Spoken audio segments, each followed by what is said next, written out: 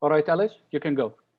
Okay, so I prepare few drills, few ideas how to help improve in 3-on-3 basketball.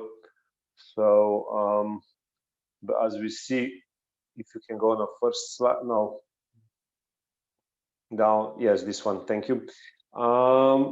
Basic need is well-prepared player who is willing to play defense. That's, I mean, that's obvious. You know, this is different sport than 5-on-5. Different way of conditioning. So you need days when you can jump from 5-on-5 to 3-on-3. They are basically over. If you want to perform on the highest level. So special conditioning, special preparation for 3-on-3 season, definitely. Some, you know, basic drills just to give you some ideas. How can you practice also conditioning with the playing, you know, one-on-one, starting from the top with the hand off or 45 or corner. Obviously, with the corner and 45, I'm not a big fan of starting with hand off, because in 3-on-3 basketball you will never start hand off on a 45 or a corner. It's always on the top. So you might have coach on the top who's going to pass you the ball, or the other player on the top, and you do the rotation drill. Defensive play start under the basket. That's the picture number one. You know, you can always make things difficult for players with adding some extra thing, as you know, you limit number of dribbles, you put 6-7 seconds for a shot clock. There's always, you know, ideas what you can do to make the life and the exercise more difficult. Also, one good exercise, you're starting after a successful layup. This can be a bit like a shell drill, you know, maybe the player do the layup, you don't defend him 100%, and once the ball go through the net, you start playing one-on-one. You take the ball out, you clear the ball as a 3-on-3 rules demanding, and then you playing game rules. Game continue, you can play to 3, 5, 7 points. That's always good, because if you have 4 players on a practice only, it's gonna be difficult to do a lot of 3-on-3 things. Especially, I mean, you cannot do it, but you know, 3-on-0, it's not as effective. This is maybe good for a warm up. 1-on-1 +1 maybe, or +2 offensive players. They are passing the ball between each other, as you see on the diagram 3 and 4. You move on a stand, and then one of the players, you know, you give the signal or something, one of the players start playing with a defensive player one-on-one. Next slide, please.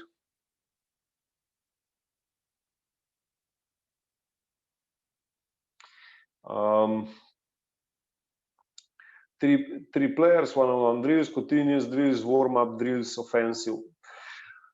Offense go to defense, passer become a new offense, defense open up for a next offense. I'm sure you all know this drill. You can do it from 5-on-5. You can do it from on 3-on-3 as well. You know, easy exercise. You can use this for warm up. You can use this maybe, you know, to practicing shooting drills. You know, they are all exercises. They can be used. They are from 5-on-5, but they can be used on 3-on-3. You know, you can focus on different things here. You know, you can focus on a closeout and box out. You can force offense on a weak hand. You know, I don't know if you maybe next week play against a player who can use only his left hand, or his left hand is way better than right hand, you know, maybe you prepare through some practice players that, you know, they force him to the other hand, they force him to the right hand all the time, you know. So this can be do to the warm-up drills, you know, so you can get some unconscious movement when the game get on a line, you know, and you are tired and not really thinking that much. Next slide, please.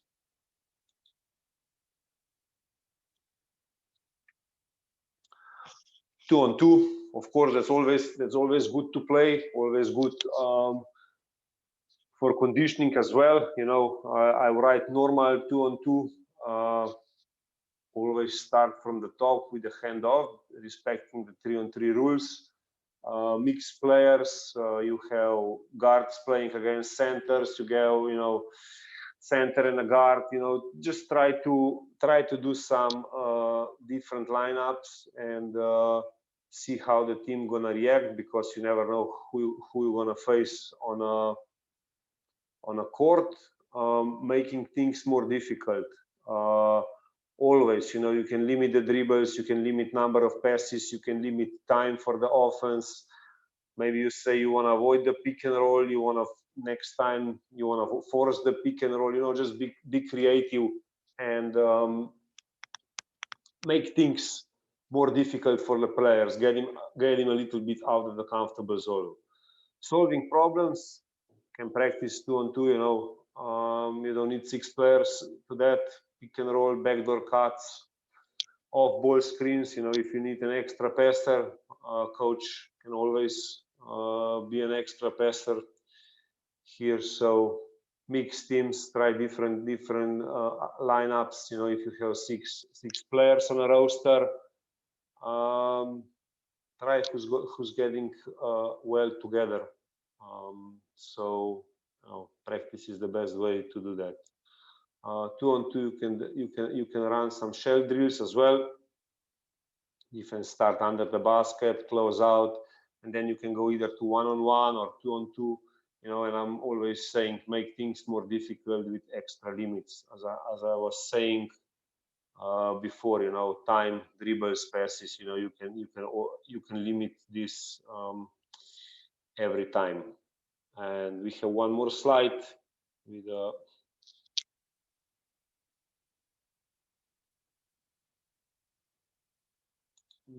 this one. Yeah, this is the last slide. 2 on 2, continuous playing till 7-11 points. For me, this is also a great way to physically prepare for the game. In a game, you know, sometimes you're gonna have the period when you're gonna have 7-8 fouls and the ball just don't go out. The teams doesn't score and the game keep running.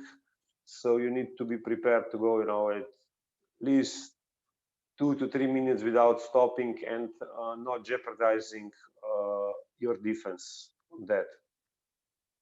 Also, good way 2 on 2 starting after layup, the same as we say before, as 1 on 1. We just do, you know, 2 on 2.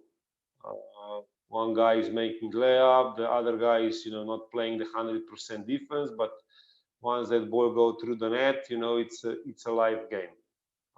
You can put, as I wrote here, you can put a coach who can be an extra passer. That's always an option. Otherwise, as we say before, you know, limit time, dribbles, pick and roll, yes, no. You know, those are all options. You know, make sure that whatever you do, either is 1 on 1 or 2 on 2. As we are saying on the beginning, practice both, practice offense and defense.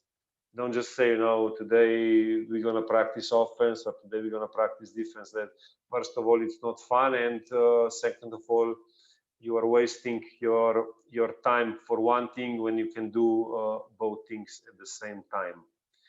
So unfortunately, I'm not sure if we can see the videos on a YouTube or not. This was the few slides I prepared. And if there are any questions on the YouTube, I see my friend Tomo join with one of his questions. Of course, he's not expecting I'm going to answer this. Yeah, you answer it. You're No. the man with the most hats. I don't know who's the best 3-on-3 player in the history. There was a lot of good players, and Novi Sad had Bulut, had Savic, then also my team, including my friend Tomo. Unfortunately, he only played 2.5 seasons, and well, I will not say who's the best player ever. Let's. Yeah, I think yeah, it's good to be diplomatic sometimes. Yeah. All right, perfect. I mean, thank you very much, Alish. It was a fantastic presentation. I don't see many 3x3 coaching clinic around, and I guess since we are in a lockdown, that might be the best way at this time. Maybe even in the future. I mean, why not to do more and more 3x3 online clinic? I'm glad that you decide to do this. It's showing that was not, how you say, one day fly in Saudi Arabia, that you are thinking seriously about having a good program in your country. And I was watching 2 days ago when Ignacio was your guest, and he was talking about the Olympics, about the medal in the Olympics. For sure, in my opinion, like he say, those medals are equal, and I think will be in the future for the countries who are not in the top of the 5-on-5 basketball, will be easier to get on a basketball map with the 3-on-3 basket. So Indeed. I'm really happy that I was one of the guys who was with you from the beginning, and always happy if I can help in any way. Yeah, thank you very much. I mean, I have to say, last year Team Jeddah started very late, actually. And I remember you used to call us all the time and said, we are late, Rassad, we need to move. And yeah, so we've started like what, August, July? I think August, no, I mean, we started with the practicing on 17th of July. We entered Saudi Arabia, I think, or 16th. But yes. don't forget that Khalid joined us in I think it was August. Bucharest, August for sure. In August, yes. Yeah. So he didn't join the camp in Jeddah. So he joined you back in Bucharest in Romania. Yeah. But I mean, I think 3 or 4 days before the first game. Yes, exactly. But even though we've started late, even though you've started with 5 players who've never played together before, and the team have shown, I mean, they showed a fantastic performance on court. And we've seen that in the video, we've seen that with the result, we've seen that in their first World Tour in Debrecen, where the guys, I mean, everyone were saying, well, who's that Team Jeddah? And, yeah, I remember. Yeah. And most of the players, I mean, the ranking of the players were not very high. Some of the, Khalid was, I think your ranking was what, like 1,000 something, right? Yeah, something like that. Because I never really got into the 3x3. Exactly. So now the 4 of you guys are on the top 100 top players in the world ranking. And if I'm not mistaken, except Nemanja, all the other guys are the first in his countries. Khalid in Saudi Arabia, Kevin in France, and Simon in Poland. And I think Nemanja is the 7th or the 12th, I think. Something like he's high in Serbia as well. Yeah, that's unbelievable. I mean, it's unbelievable. The work you have done with those guys is just fantastic, and we really appreciate that. And it says it all, like what kind of person you are and how you select those players. let's not go out of this subject. Let's go directly to the questions. Now, you've mentioned something that you said there is no in-game coaching in 3x3. What do you think? Do you think we should have coaching during 3x3, or because the game is really fast-paced, there is no time to give an in-game coaching? Well, I think what the FIBA did is so far it's working, because at the beginning there was actually no coaching. There was 4 players who get together and play. And now, if you give the coaches, as a supervisor, I was on some events when I was behind the table, and the top teams, they have coaches, and I think this coaching can be too much help for the team who has it, especially at the end of the game when you are a bit tired, you are not thinking clearly, and the coach also see some things out of the court which are not seen. And at the moment, I don't see this as a good idea, because if everybody cannot afford it, they give unfair advantage to the other teams. So I think at the moment, like it is, it's good. Maybe in the future, after the Olympics, or maybe after second Olympics, the FIBA gonna change this. But I think this is also one of the beauty of 3-on-3 game, because let's not forget, this game comes from the streets when the guys get together because they like basketball and they play against each other. So at the moment, I think don't take this away. We need to stay a little bit with the grassroots. Yeah, I mean, I agree with you, Khalid. So now you came out of 5-on-5 player, and Yes. all of a sudden you got involved in 3x3. I believe that you had an experience in 2018 with the challenger in Limassol, with a Yeah. group of guys that you guys know each other, but Yeah. all of a sudden decided to participate in this, in a 3x3 tournament, and Yes. you had no coach. So what do you think the role of the coach in 3x3 team, specifically if those players do not play with each other that often? Yeah, I mean the role coaching is definitely critical. Like just from my experience when I first played 3x3, just 4 players alone.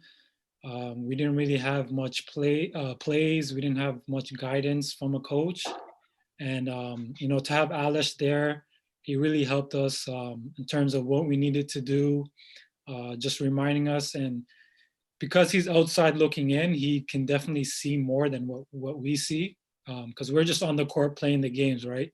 So you're not always aware of what you're doing, or like what kind of mistakes you have. So it's just like 5-on-5. After a timeout or the ball's out, all the players sit down and then you get feedback from your coach. So that was something that I was always used to having. So having Alice there, it helped with so many ways. Obviously, he wasn't there. He wasn't allowed to be on the court, which made things a lot more difficult. Because, like you said, when you get tired, psychologically, you start to like wear down, and you might not be thinking as you should be. So, if we were to have a coach at that point, it would have definitely helped. But obviously before the game and in training, we have that coaching ability, and we try our best to keep those strategies and bring it into the game. Fantastic. Then Khalid, since you have experienced both Yes. within the same month, possibly within the same week or two, Yes. you've been switching back and forth between 3x3 and 5-on-5. Correct. How difficult is switching between the two in a very short period? It was very difficult. My situation was a little bit unique because at that time I was in Romania playing 5-on-5 with the national team, and then I got an opportunity to play for the 3x3 team. So when I went from 5-5 3x3, in terms of basketball wise, obviously it's kind of similar. the thing that I was really surprised was just the conditioning aspect of 3x3. It's so much fast paced, especially going from offense to defense and from defense to offense. You were never allowed to let your guard down. You always had to be on your toes. As soon as you score the ball, you have to find the man that is near to you. So that was definitely an adjustment that I had to get used to. And like I said, the conditioning, because it's nonstop and you're going back and forth, and you pretty much have to play offense and defense at the highest capabilities without getting much breathing unless the game stopped. So that was difficult. And then it started to become more difficult when I had to go back to 5-on-5. And this time I would go to my Saudi league team, my Nasser club. So just going from, I actually had to bounce around with 3 teams. So I had to get used to the coaching, the plays, and that made it much more difficult. Especially going from 3x3 to 5-on-5, because the ball of 3x3 is much smaller. I had a hard time adjusting back. I actually had a hard time adjusting back to the 5-on-5 because I had to play with a bigger ball. It was an indoor basketball court. And it took me a while to actually adjust back to 5-on-5. But I would say going from 5-on-5 to 3x3 was a little bit more easier for me in terms of handling the basketball, because I was going from something bigger to smaller. So that aspect, it was easier.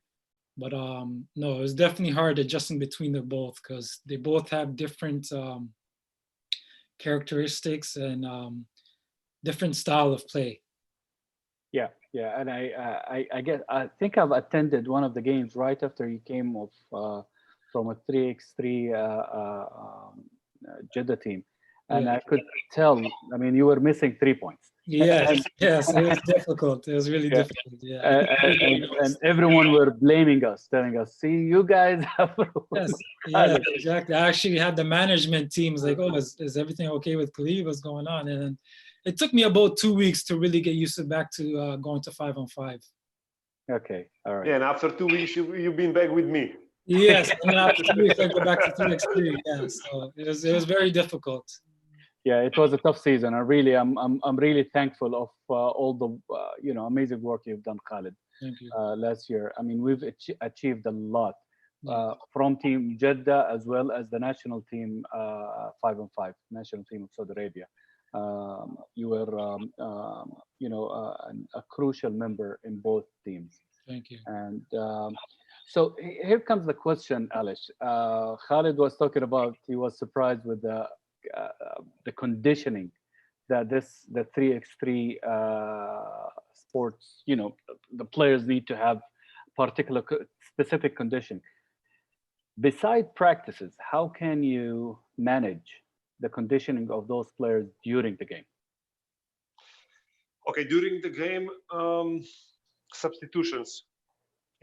What I was telling my team is sub every time you have a chance. Not because you might be, tired at this certain point, but if you stay too long on a court, not just you, but the other players gonna get tired as well. And there is only one guy who can get in and out at one time because you have 4 players. So if you don't rotate all the time, there will come point of the game when 2 or 3 players gonna get wanna have this substitution, and then the only option is a timeout, which you only have one for 30 seconds. So my advice to them was, rotate all the time. Whenever the game is stopped, just one guys go out and the guy who's on the bench is coming in. And this is also good because from the other aspects of the game, because if you know that you are going out and you're only gonna be on a bench till the next stop of the game, you have no problem to go out. But if you go out and then you sit on a bench for 2.5, 3 minutes of a game, or even more, because nobody wanna sub you, next time when you're gonna go in, you're gonna say, no, I'm not coming out as well, because I don't wanna sit on a bench. This is in the nature of every player, and it's normal that you don't wanna be out. So yes, this is one of the aspects. How can you manage this fatigue on a game? of course, because it's a tournament based game. Then it come, hydration, food, rest after the game, maybe massage or game ready or something like this to be prepared for the next day. And don't forget the big challenge on 3-on-3 is also travel. Maybe this week you are playing in China and next week you are in Canada or somewhere. Totally different time zones, and every 15, 16 hours on a plane. This played also a big part of fatigue on a game. So Yeah, I've experienced that with you guys just by telling me during the time we are going to from Hungary to China, from China to, and you would stay like a day and or two maximum, and then you will start your tournament. And that fatigue from the jet lag and is would need a specific way of conditioning, I guess, even during travel. So what do? You arrive early in the morning. What would you do for to solve the jet lag issues with those players? you want to go first, Khalid, or? Sure. Yeah, I think from my experience, when we traveled, let's say we arrive in a different country in the morning, I think it's always important to do some type of exercise, maybe in the evening, just to fight off that jet lag. So it could be something, doing a couple of jogs and a couple of warm-ups, just getting the blood flow going, because you don't want to have a full day of traveling and then you just come back to your hotel and just rest or sleep all day. You want to fight off that jet lag so that the next day you can start your preparation, whether if coach has a schedule to do in the morning or in the evening, will be much more ready and your body will be feel much more prepared. Great. Anything to add, Alish? I agree with Khalid. And I just want to add, if it's possible, to go a day earlier. Maybe not coming Friday, coming Thursday. If this is the option with the finance and everything in your team, yes. I would definitely suggest. All right. Ubaid Madani have asked a question. He said, pleasure to have you both in team on Jeddah team. My question, what do we have to do to aim for World Tour Championship winning team? Let's start with Alish. Okay, first you need to have a good grassroots in a country. You need to start with the grassroots. You need to select the players and also help from outside. If you don't have the player on a position who's going to be good enough, then the help from outside. But regular practices, focusing on 3-on-3, maybe professionally. This is a bit long-term goal. But definitely, I would suggest to start with the grassroots to get a mass, to get the popularity of a basketball, and then you're gonna also attract some good players who have a Saudi passport, like you attract Khalid for this team. But even if you do, I can tell you my story. 2013, our championship was, I will not say gift from above, because we work hard for that. But my team fall apart. 2 months. 2 players left the team, and we got a totally new team in that point. So there is no guarantee you're gonna have a championship team, but definitely more players you have, more opportunities to scout a good player to join the team, or to attract him, that you're gonna have him on board for a national team and for the world tour as well. you know. But at the end, there is no specific formula which you're gonna say, you know, you do this, this, and this, and that's gonna guarantee you the World Tour winning. Work, you know, hard works pay off. This is my motto. And going with some players just for 3-on-3, not have them for 5-on-5 and 3-on-3. This is, I think, nowadays this is must have if you want to be successful on 3-on-3.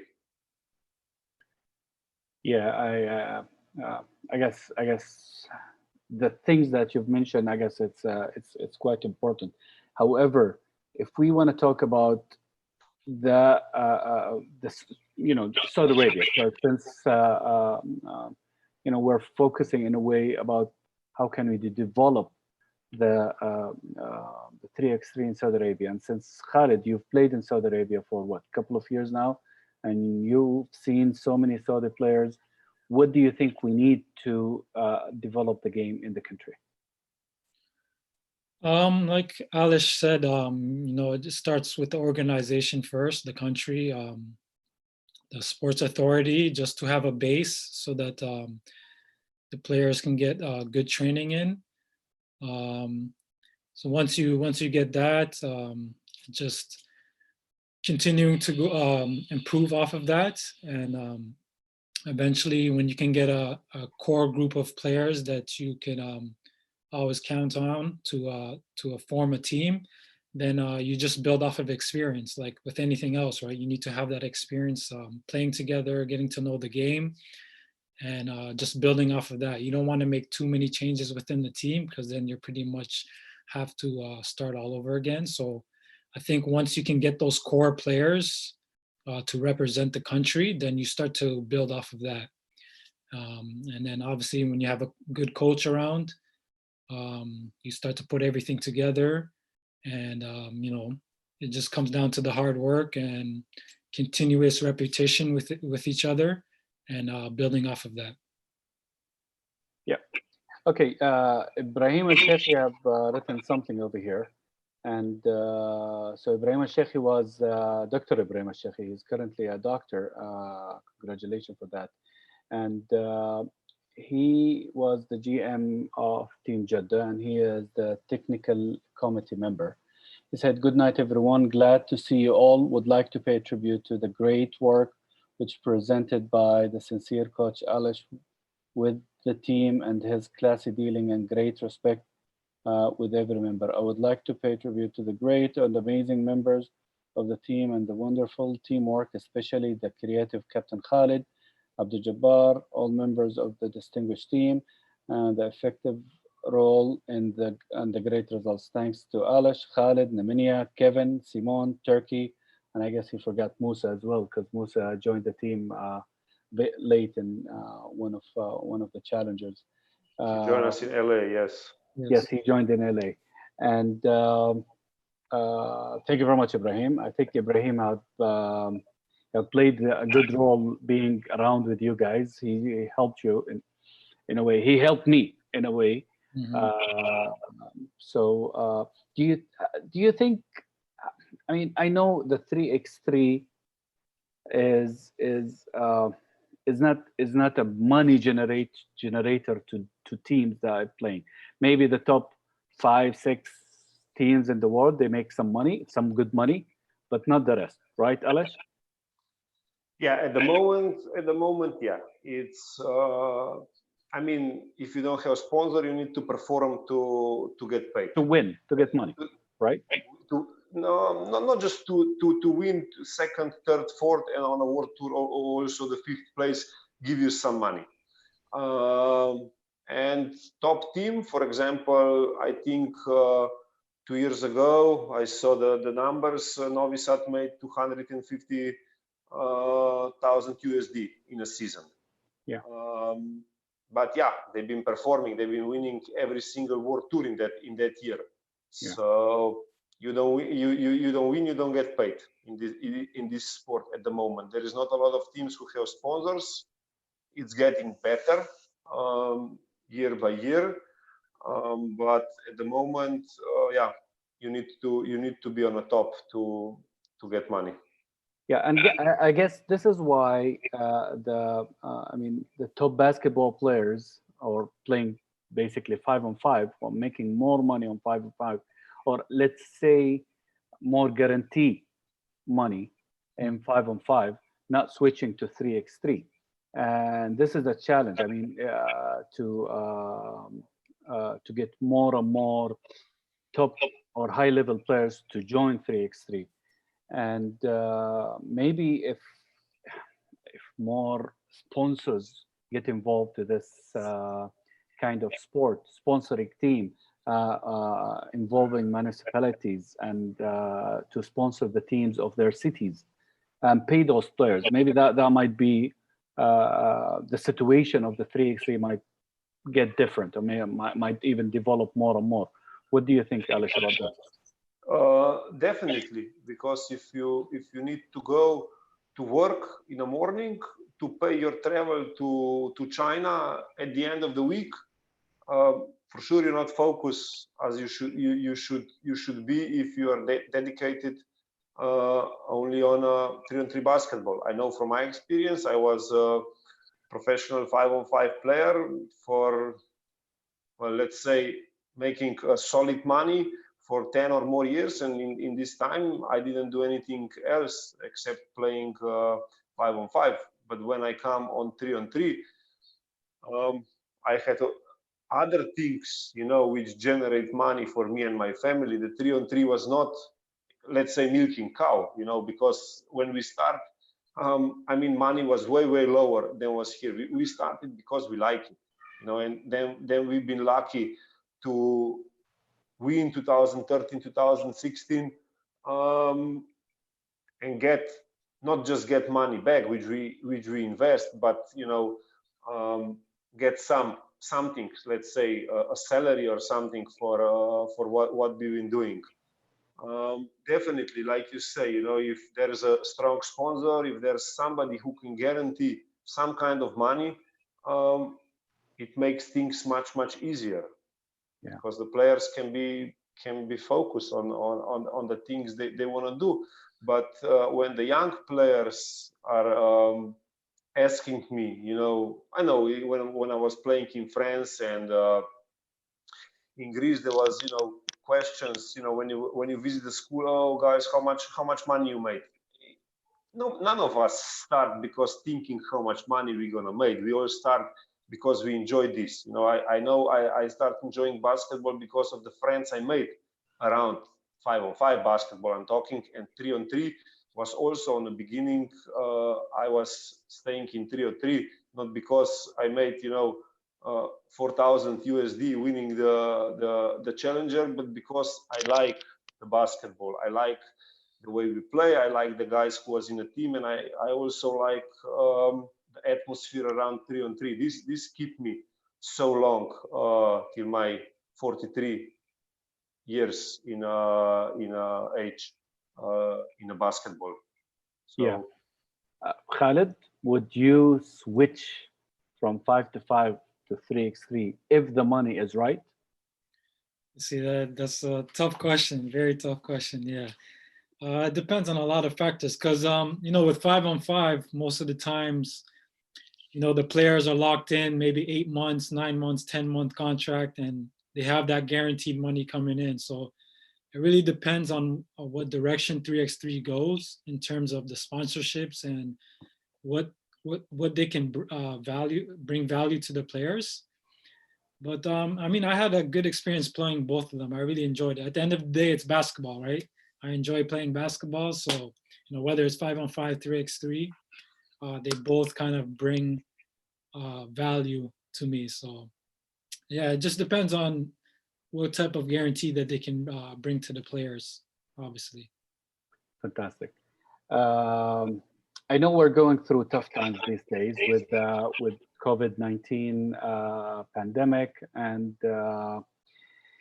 the cancellation of many challengers, Quest, War Tour these days, and we actually in a time of uncertainty, and we don't know if we're gonna start next month or not.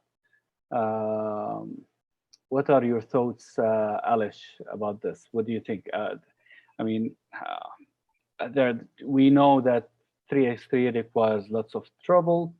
Um, lots of I mean even the 3x3 requires fans to watch those games, DJ, entertainment and stuff like that, so there will definitely be no social distance. So what do you Yeah. think, at least within these coming months, what do you think the Well, situation gonna be? I'm optimist. I try to be the optimist, and I'm saying, it's gonna get better. The pandemic is gonna go down, and I still are. But I know you asked this to Ignacio 2 days ago, and I'm gonna give you the same answer. If there is no fans, there is no point to play 3-on-3. I I mean, agree. this is the urban sport. It's outside. You've been in organizing committee of the Jeddah World Tour. You know how great was this? One of the best event. How many people was around. If you leave the venue, if you leave everything like you prepare, and you just take those people away, I mean, there's no Yeah, point to be there. So I hope they're gonna do, let's say, I don't know what, some compromise, or maybe just have every second seat empty or something. But this would be one of the solutions, in my opinion. But well, I'm not a doctor, so I cannot give the medical advice what to do in this point.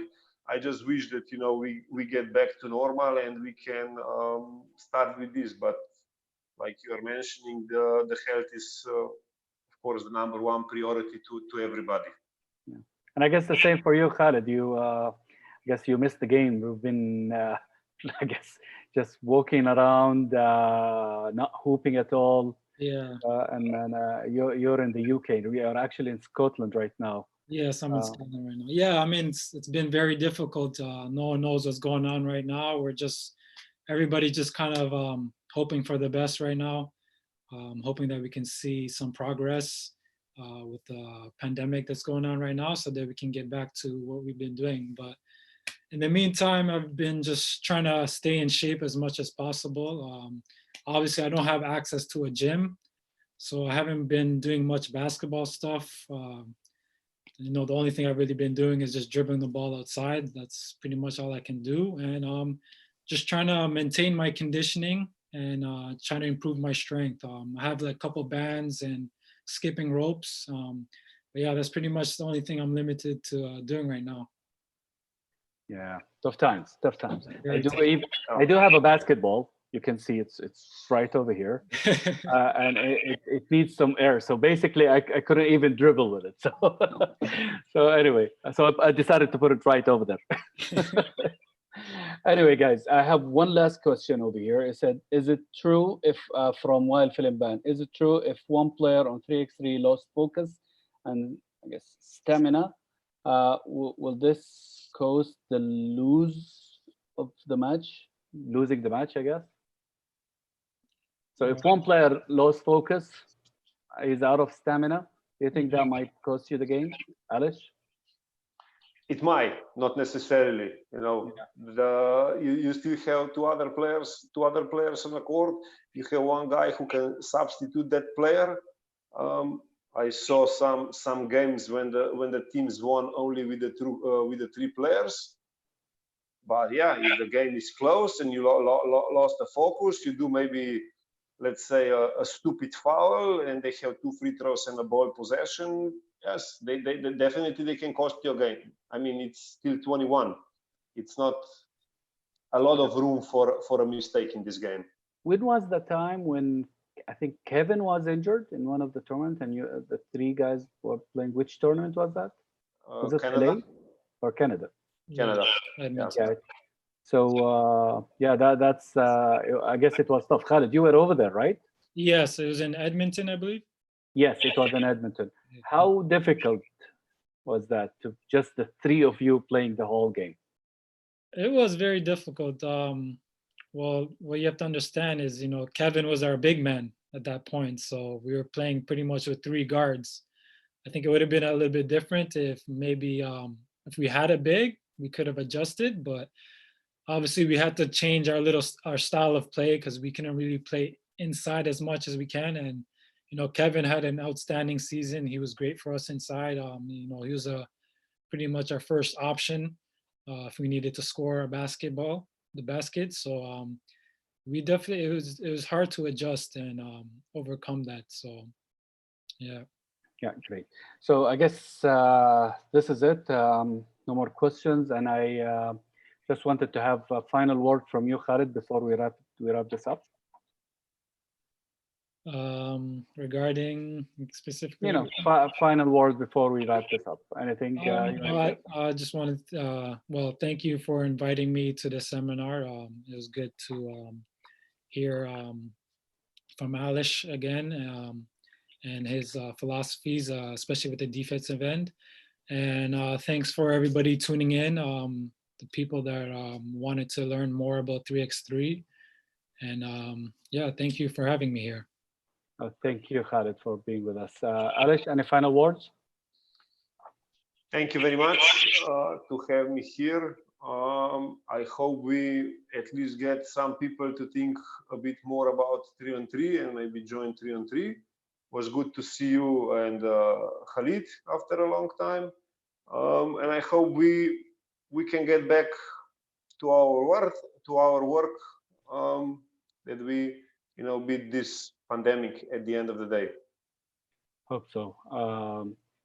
Yeah, I mean, hope this is gonna happen very soon, man. We really missed the game. Well, I would like to thank Coach Alish Kunc for his excellent presentation, in which he is giving coaches as well as players some important tips and suggestions. Thanks a lot, Khalid, for being part of today's webinar. You are a role model, actually, to many young players in the country. And being with us today will for sure inspire those youngsters.